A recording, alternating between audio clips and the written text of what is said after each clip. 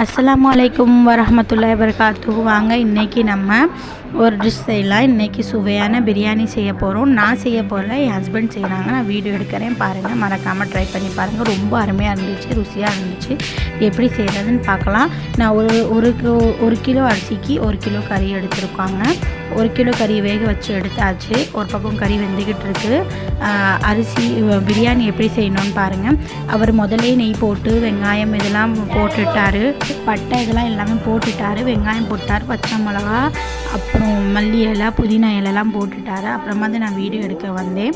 பாருங்கள், இது நல்லா வதங்கணும். உடனேயே தக்காளி போட்டு நல்லா வதக்க விடணும். குலைவாக வதங்க உடனே அதில் இஞ்சி வெள்ளைப்பூடு பேஸ்ட்டு சேர்த்துக்கிட்டார்.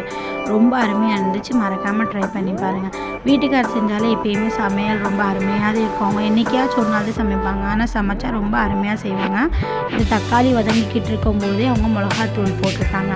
மிளகாத்தூள் போட்டு அதையும் நல்லா வதக்கிக்கிட்டாங்க. பிரியாணி மசாலாவுக்கு அவங்க வீட்டு மசாலா தான் யூஸ் பண்ணியிருக்காங்க, வேறு எந்த மசாலாவும் யூஸ் பண்ணலை.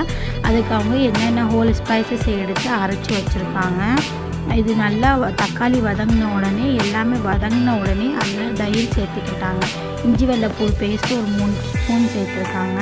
அவங்க ரொம்ப அவசரமாக தான் சமைச்சாங்க, ஆனால் நான் வீடியோ எடுத்திருக்கேன், பாருங்கள். உங்களுக்கு ரொம்ப பிடிக்கும். மறக்காமல் இப்படி ட்ரை பண்ணி பாருங்கள்.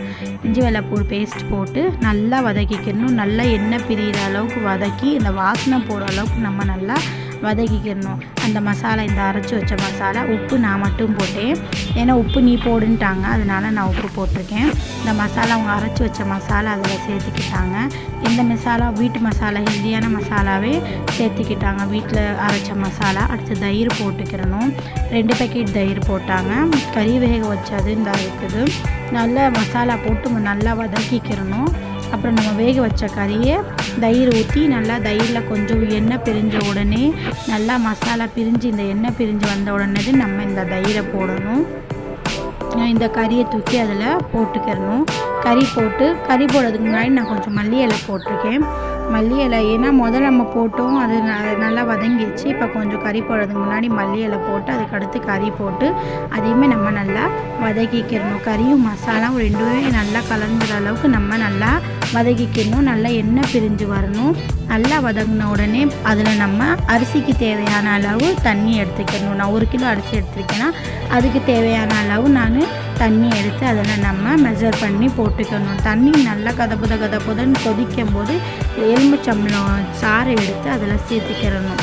இதை சேர்த்து நல்லா தண்ணி பாருங்கள், நல்லா கதன்னு கொதிக்குது. இது எடுக்கும்போது இந்த ஆவினால் கொஞ்சம் வீடியோ ஒரு மாதிரி ஆயிடுச்சு. அந்த அரிசி நம்ம அதில் சேர்த்துட்டு நல்லா உப்பு பார்த்துக்கிறணும்.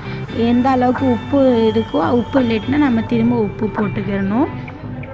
நல்லா பாருங்கள், அரிசி நல்லா சேர்த்துட்டு நல்லா கலக்கிக்கிறணும். ஓயாமல் கரண்டியை போட்டு கலந்தக்கூடாது, ஏன்னா அரிசி உடஞ்சிரும், கறியும் உடஞ்சிரும். கறி நல்லா வெந்துச்சுனாலே உங்களுக்கு அந்த கறி சாறு தண்ணி இதில் நம்ம சேர்த்துக்கிறணும். இந்த தம் போட்டு இறக்கணும்னா அருமையான சுவையான பிரியாணி ரெடி ஆயிரும். அப்பப்போ நடுவில் ஒரு டைம் மட்டும்தான் கலக்கணும். அதுக்கு அடுத்து நம்ம சட்டியில் வச்சு தம் போட்டு எடுத்தால் அருமையான சுவையான பிரியாணி தயார். மறக்காமல் இந்த வீடியோ பிடிச்சா மறக்காமல் லைக் பண்ணிட்டு சப்ஸ்கிரைப் பண்ணிக்கோங்க. தேங்க்ஸ் ஃபார் வாட்சிங். அஸ்ஸலாமு அலைக்கும். உங்கள் ஹஸ்பண்ட்லாம் சமைச்சிருக்காங்களான்னு மறக்காமல் கமெண்ட்டில் சொல்லுங்கள். அஸ்ஸலாமு அலைக்கும்.